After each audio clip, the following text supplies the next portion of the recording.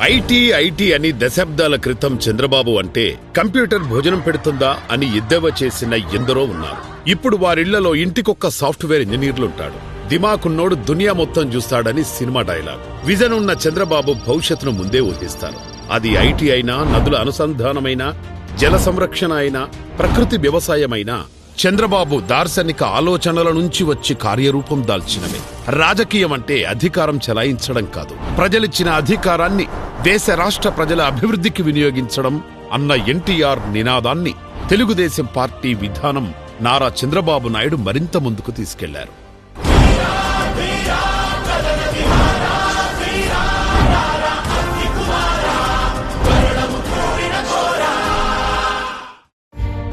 చంద్రబాబు మొదలుపెట్టిన ఆర్థిక సంస్కరణలు, విద్యుత్ సంస్కరణలు దేశానికి నూతన మార్గ నిర్దేశనం చేశాయి. సమర్థవంతమైన ఆర్థిక విధానాలే నిజాయితీ రాజకీయాలకు బాటలని నమ్మి ఆర్థిక సంస్కరణల ద్వారా నిరూపించి చూపిన మొదటి ఆర్థిక రాజకీయవేత్త చంద్రబాబు గారు. భారతదేశంలో టెలికమ్యూనికేషన్ల వ్యవస్థ దశాబ్దాల క్రితమే అందుబాటులోకొచ్చిన టెలికాం రంగంలో సంస్కరణలు మొదలై ఒక సాంకేతిక విప్లవం రావడానికి కారకులలో చంద్రబాబు గారు ఒకరు. 1991కి ముందు ఇంట్లో టెలిఫోన్ ఉండడం ఒక విలాసం. ఫోన్ చేసుకోవాలంటే పబ్లిక్ టెలిఫోన్ బూతుల దగ్గర క్యూ, అర్జెంటు సమాచారం ఇవ్వాలంటే టెలిగ్రామే గతి. భారతదేశంలో టెలికమ్యూనికేషన్ విప్లవం 1991లో ఆరంభమైంది. 1991 ఆర్థిక సంస్కరణలతో టెలికాం రంగం రూపురేఖలు మారిపోయాయి. 1994లో తొలి జాతీయ టెలికమ్యూనికేషన్ పాలసీ ప్రకటించారు. కొత్త ఆర్థిక విధానాల కారణంగా టెలికాం పరికరాల ఉత్పత్తి భారతదేశంలో ప్రారంభమైంది. 1992లో అనేక సర్వీసులలో ప్రైవేట్ సంస్థలను కూడా అనుమతించారు. విదేశీ కంపెనీలు కూడా భారతీయ మార్కెట్లోకి అడుగుపెట్టాయి. 1994లో దేశపు మొట్టమొదటి జాతీయ టెలికమ్యూనికేషన్ పాలసీ ప్రకటించింది ప్రభుత్వం. ఆ తర్వాత ప్రైవేట్ సంస్థల భాగస్వామ్యం పెరిగింది.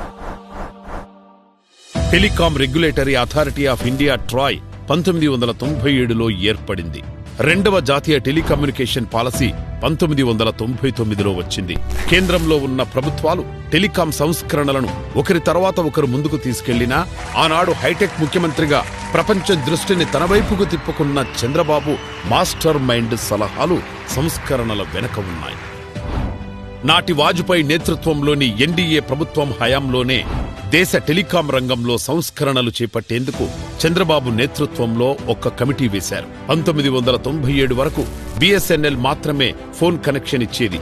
విదేశాల్లో మాదిరిగా ప్రైవేట్ కంపెనీలు ఈ రంగంలో అనుమతించాలని ప్రధాని వాజ్పేయికి చంద్రబాబు సూచించారు. చంద్రబాబు నేతృత్వంలోని కమిటీ సూచనల మేరకు టెలికాం రంగంలో ప్రైవేట్ సంస్థలకు గొప్ప అవకాశాలు కల్పిస్తూ టెలికాం విధానాన్ని ప్రవేశపెట్టింది కేంద్రం. 1997లో telecom regulatory authority of India ట్రాయ్ని ఏర్పాటు చేసింది. ఈ కాలంలో టెలికాం రంగంలో రావాలని ధీరుభాయ్ అంబానీకి చంద్రబాబు సలహా ఇచ్చారు.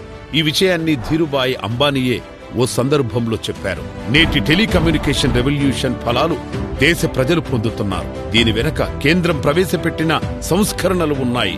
ఆ సంస్కరణల కమిటీ అధ్యక్షుడిగా చంద్రబాబు కృషి ఉంది.